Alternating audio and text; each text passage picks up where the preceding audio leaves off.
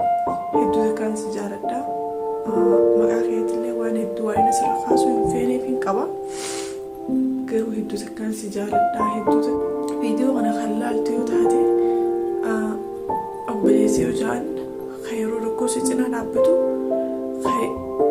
yeroo السلام عليكم ورحمة الله وبركاته. وردفتها بخبجمتها خانوس أكيد ببلين كنا يقبضني في يقبضني أكيد إني يقبضنا بدين سن راكبا أرانتنا هاسو بريدة تكون سن قبض دفا لفيه توقيه مش دفا هاسو إنه كنا كيسن تولي سنون شيء رجوتنا بدين كبا إيجر لي فيديو خنا فيديو خنا لايك تقان سنين جا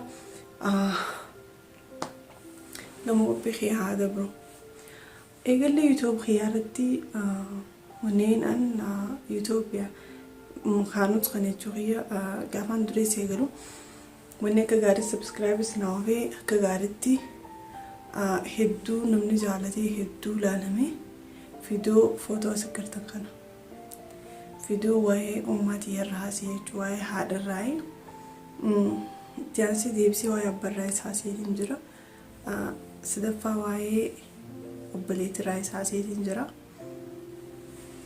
Viidiyoon kanarra kan obboleessa irratti hundaa'e maaliif akkiid namni hundi ijoollee shamarranii ta'ee kan obboleessaas hin qabne hin jiru. Ijoollee dargaggeessaatis ta'ee kan obboleetti hin qabne hin jiru.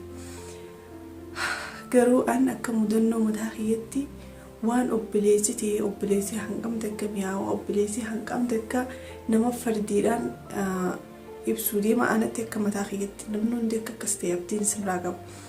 Viidiyoo kana laayik godhaa, sheer godhaa, namni hundi biraa walii gahaa akka obboleessii fi irraanfatees akka obboleessi isaa yaadatu. Takkaffaa obboleessa kee kana yoo nifi kan biyya namaa keessa jiraatu taate inni biyyee jiraatu taate yoo ka qabaatu taate dirqama obboleessi keetii godhuun sirratti amrii takkaffaati dirqamoonni sirratti jechuudha.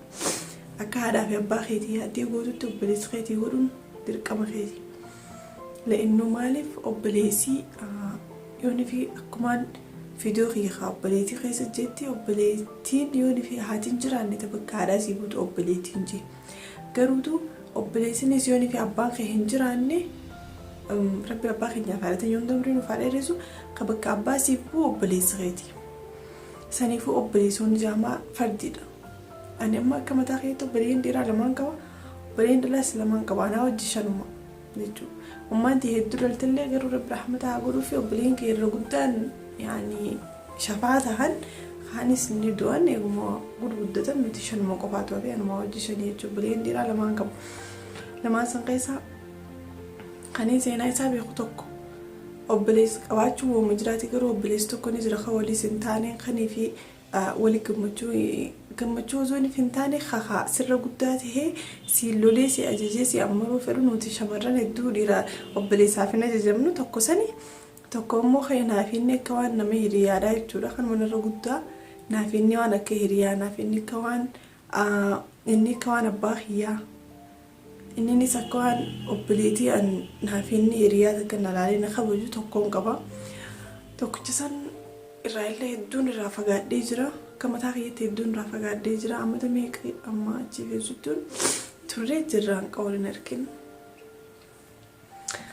Gaafuma hanquma warra keenyaa wal arginu isaanis wal arginu illee biyyuma jira jechuudha.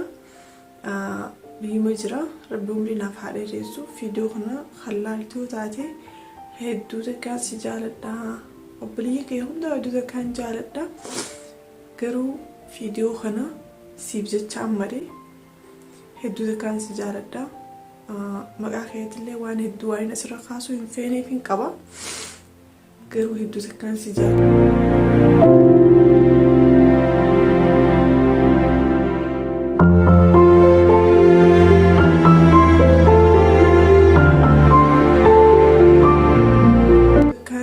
Akka abbaa kiyyeessi ilaala hedduu takkaan si abdadha. Maqaa kee waan as keessa kaasuu hin feeneef atuu ni beektan fakkaata. Viidiyoo kana kan laaltu yoo taate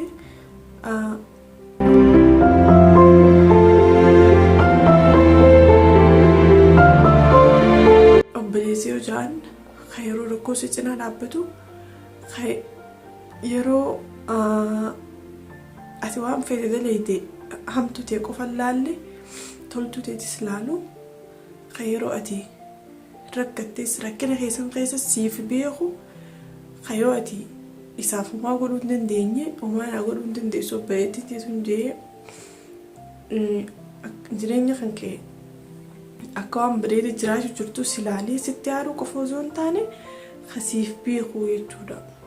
Kan obboleettiin teessuun jireenya bareedaa keessa jirti anis maaliif nan gargaara jiru osoo hin taane obboleettiin tiyyatuun akka bu'umaa turre jira sanumaaf ijee kasii cinaa dhaabbatu. Garuu obboleessi kiyya hiree bareedduu siif hawwaarallee borullee jireenya kan kee fuulduraaf akka inni jireenya bareedaa ta'uun hawwasiif wallaahi laazim silaa bakka bas silaa waan takka fuudhee bakka bareedduu takka si geessuu danda'e kan hin geessu eenyu geessitaa yoo naan jaan haadhaaf abbaa kiyya booda sihi maaliif waan hedduu takka onneeti yaraa si jaaladhuuf jechuudha. Garuu namaaf hin mijjootu hundi laakiin wallaahi laazim hedduu takkaan si jaaladhaan qaan si jaaladhootu ni beektaa xiqqeenyarraa gaafa xiqqoo takka dubbii takka yaadadha waan naaf hin waliin jechuu turre mana keenya dura akkanatti gizee roobni roobe haroodhaatu akkanatti haabeete haroon gizee akka teessu kinjoon gizee suudii dhaqan biyya alaa dhaqansa baaraa jiraa hin jaan biyya alaa deema baaraa jira naan jaattu baarree hanqan takkanii gaa hanqane yookiin antarkaan fadhitumaan bira gubbaachu kutaa miti hin jaan inni wayii silaa baarree hanqana gahii maalti tuufi silaa hanqana gahee namni hundi tarkaanfateetuma biyya alaa deemaa miti naan jechuu ture. Wanti xiqqeenya yaaddes maaf dhufu waan biyya alaa yaadeef biyya alaa Ameerikaa silaa yaadee sarara dhiqeetiin ture garuu madiri biyya arabaa tanaa yaade biyya arabaa tana keessa hin jira. Ilma hima obboleessa kiyya qaalii rabbiin du'aayin takkaan as keessa si godhu fedha haala jireenya keetiin hunda siif haa mijjeessu. Nasiiba kee nasiiba bareedaa siif haa godhu jireenya hanqa jiraattu addunyaa irratti jireenya bareedaa si haa jiraachisuu gadda kee nan dhageessin rabbi yoo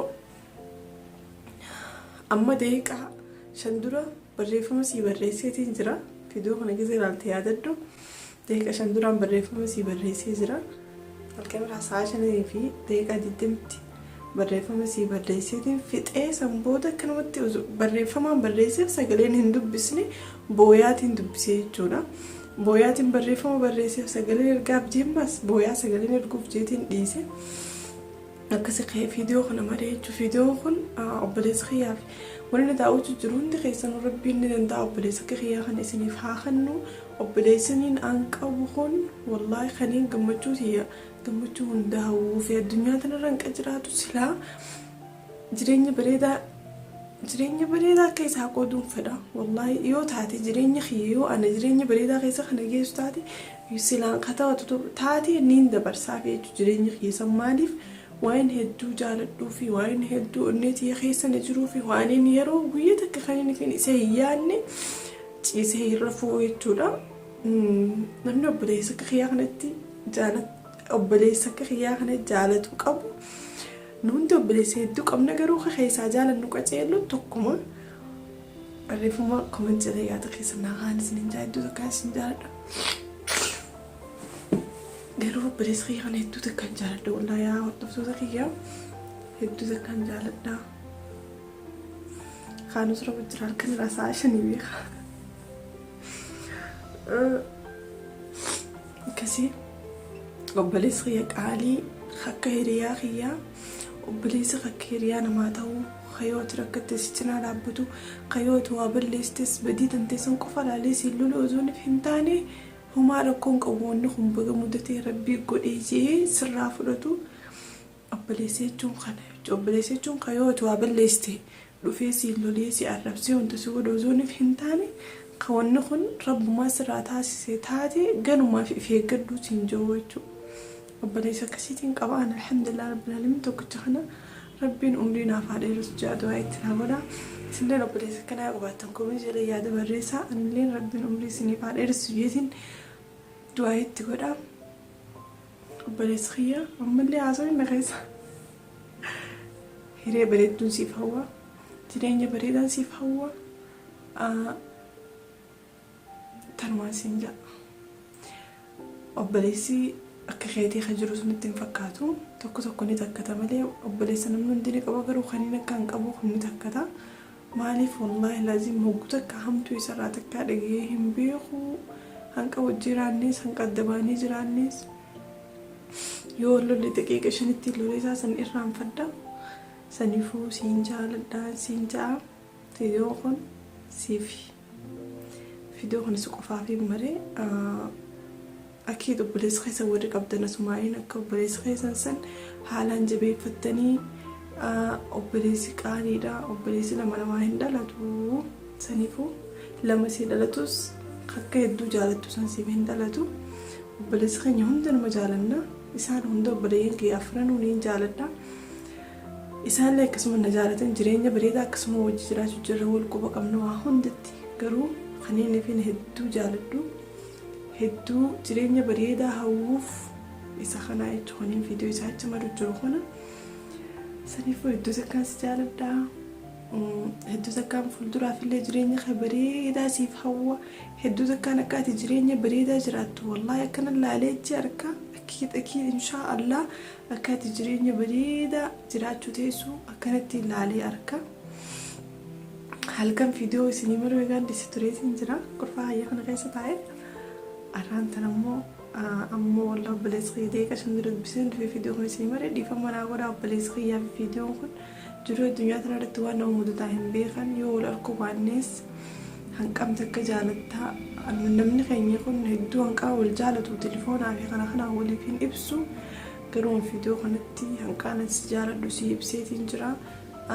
Haala biyyiinis rakkoo keessa waan jirtuuf rabbi si haa eegu siin ja'a. Siin jaaladha umrii dheertuu siif hawwaa hiree bareedduu siif hawwaa jireenya bareedaan siif hawwaa jireenya bareedaa akka ati jiraattuun siif hawwa siif mucaa kee tokkicha qabduufis jireenya bareedaa akkanaa jiraatteen isin hawwa obboleeyyan kiyya hundinuu kan biyya jiru afranuu